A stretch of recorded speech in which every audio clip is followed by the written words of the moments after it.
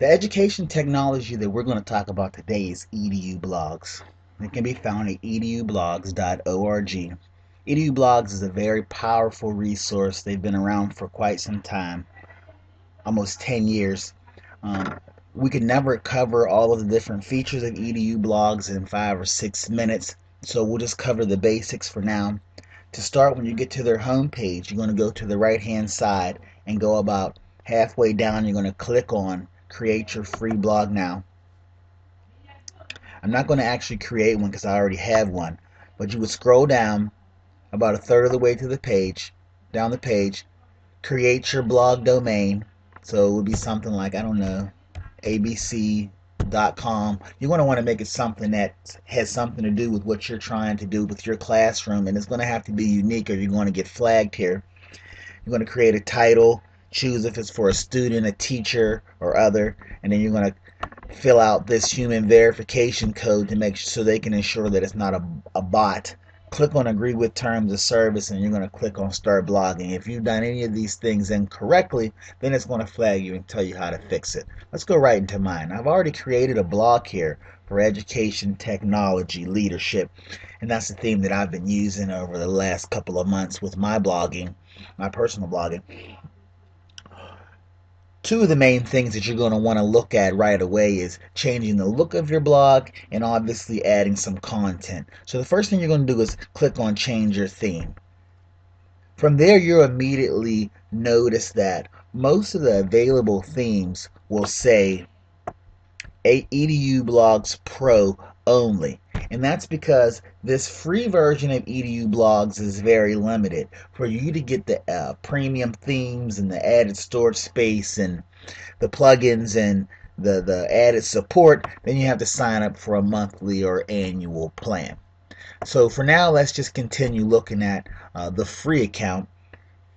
One of the other feature parts that you're going to want to look at is changing your header.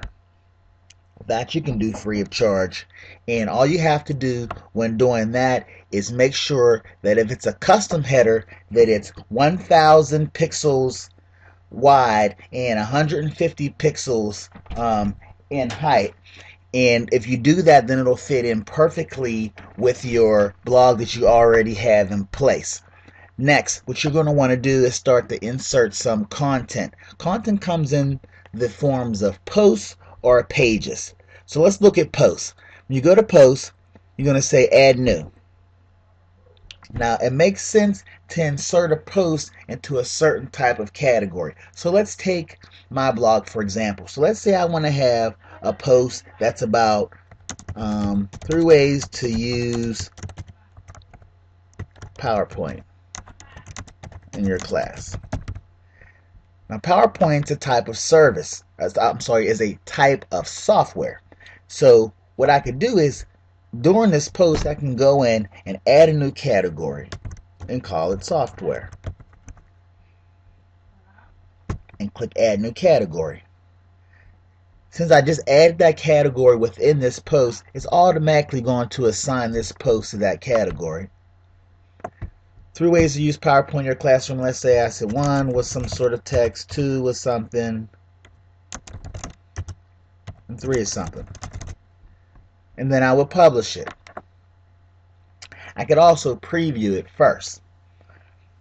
Keep in mind that edublogs is based off of WordPress. It's the underlying framework behind it. So if you're familiar with WordPress, then you have no problem using edublogs. And edublogs does have a tremendous amount of resources and tutorials, so it'll help you in getting started. So once I've made that post and I've changed my header, let's go over and see what my blog would look like.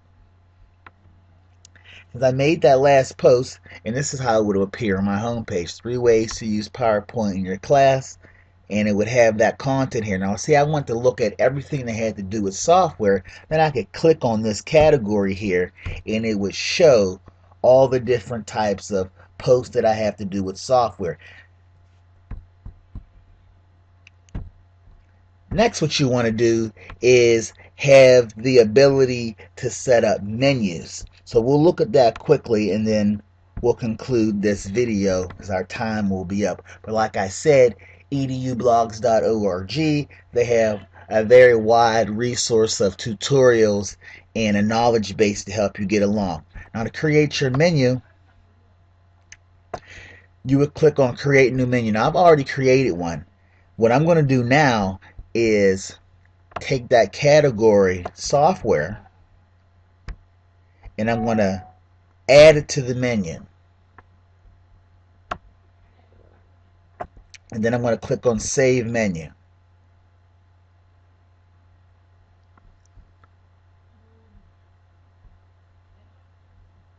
So now when I go back to my blog,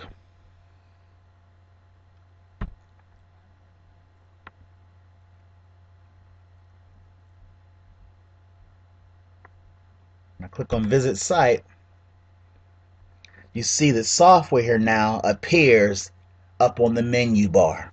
Now, so EDU blogs, they're very useful for allowing your students to start blogging, to express themselves, for them to start having meaningful discussions in class. They can be used for teachers to interact. There's a lot of very good uses for blogging in general, and EDU blogs is a very powerful resource for you to do this in a meaningful way. Thanks for watching this video, and we look to talking to you next time.